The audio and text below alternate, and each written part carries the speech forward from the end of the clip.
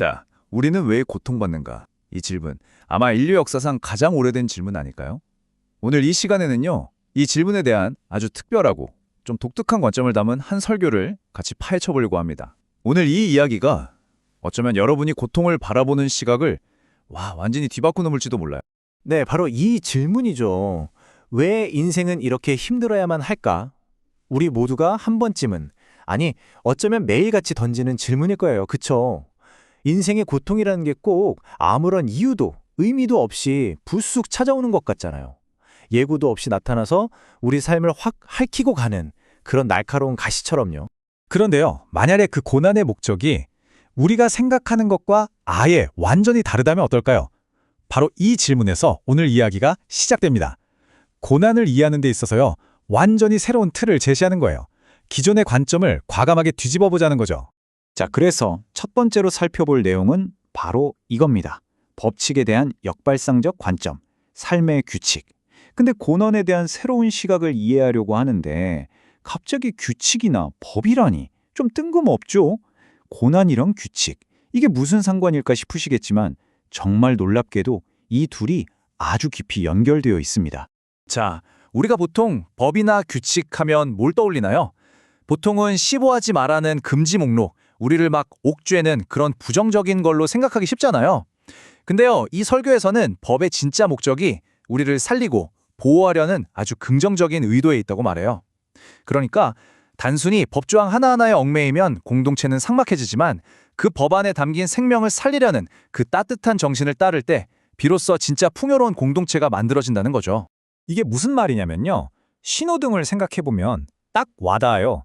빨간불에 건너지 마시오. 이 규칙, 우리가 그냥 벌금 내기 싫어서 지키는 건가요? 아니죠. 그 본질적인 정신은 뭐예요? 바로 생명 보호잖아요. 내 생명, 그리고 다른 사람의 생명까지도요. 바로 이거예요. 규칙의 진짜 목적은 우리를 억압하는 게 아니라 오히려 우리를 살리는 데 있다는 겁니다.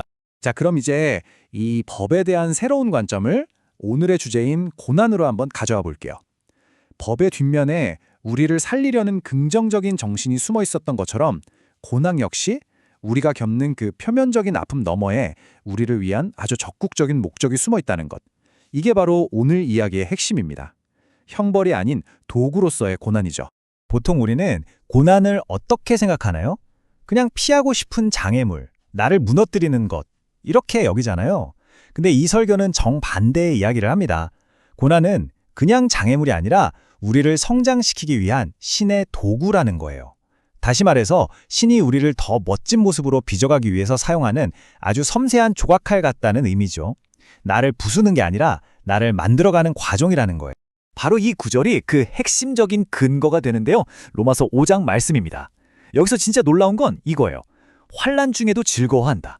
아니, 어떻게 환난 중에 즐거워할 수가 있죠? 이게 말이 되나요? 그 이유는 바로 고난이 파괴로 끝나는 게 아니라는 믿음 때문입니다. 고난은 인내를 낳고 그 인내는 연단, 그러니까 불순물을 걸러내는 과정을 거쳐서 마침내 소망으로 이어진다는 것. 즉, 긍정적인 과정의 시작점이라는 거죠. 자, 이 과정을 보세요. 출발점이 고난이고 도착점이 소망입니다. 여기서 정말 중요한 포인트는 진짜 소망은 편안하고 안락한 곳에서는 절대 피어날 수 없다는 거예요. 마치 뜨거운 불길 속에서 단단한 강철이 만들어지는 것처럼 진짜 흔들리지 않은 소망은 바로 고난이라는 이 뜨거운 용광로 속에서만 탄생한다는 겁니다. 자, 그럼 이런 원리가 그냥 이론에만 그치는 걸까요? 과연 실제 삶에서도 이게 적용될 수 있을까요? 이 설교는 그 가장 강력하고 생생한 예시로 한 사람의 인생을 보여줍니다. 바로 다윗 왕의 이야기입니다. 다윗의 삶을 들여다보면요, 정말 고난의 연속 그 자체였어요. 어릴 땐 가족에게조차 무시당하던 막내 아들이었죠. 그러다 골리앗을 쓰러뜨리고 나라의 영웅이 됐는데 바로 그 순간부터 왕의 질투를 받아서 목숨을 위협받는 도망자가 됩니다. 살아남으려고 적들 앞에서 미친 척하는 굴욕도 겪었고요.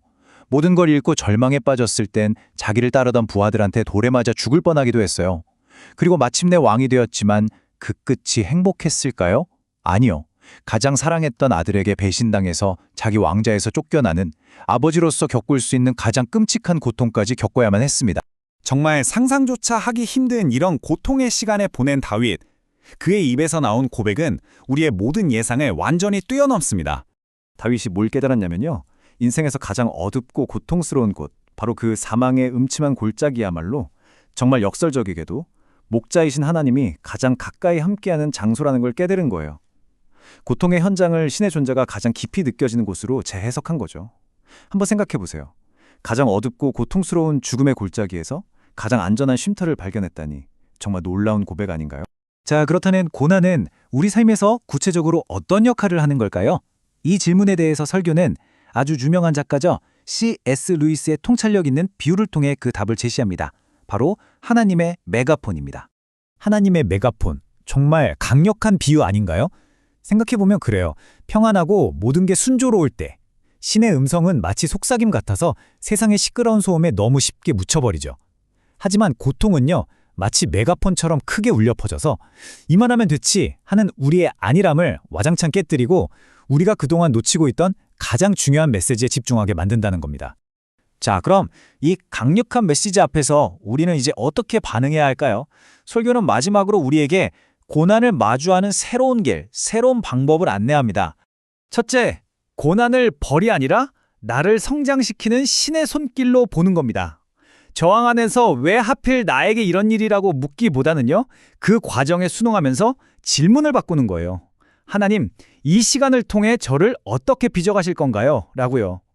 둘째, 그렇게 고통 때문에 고요해진 그 시간에 평소에는 시끄러워서 듣지 못했던 그 음성에 귀를 기울이는 겁니다. 그리고 마지막으로 이 과정의 끝에는 반드시 영적인 성숙과 흔들리지 않는 소망이 기다리고 있다는 걸 신뢰하는 거죠. 자, 오늘 이야기를 마치면서 여러분께 이 질문을 한번 던져보고 싶습니다. 만약 고난이 정말 우리를 깨우는 메시지라면 지금 여러분의 삶을 통해 들려오는 그 목소리, 그 이야기는 과연 무엇일까요? 그 메시지에 한번 조용히 귀 기울여 보는 건 어떨까요? 오늘 이야기는 여기까지입니다.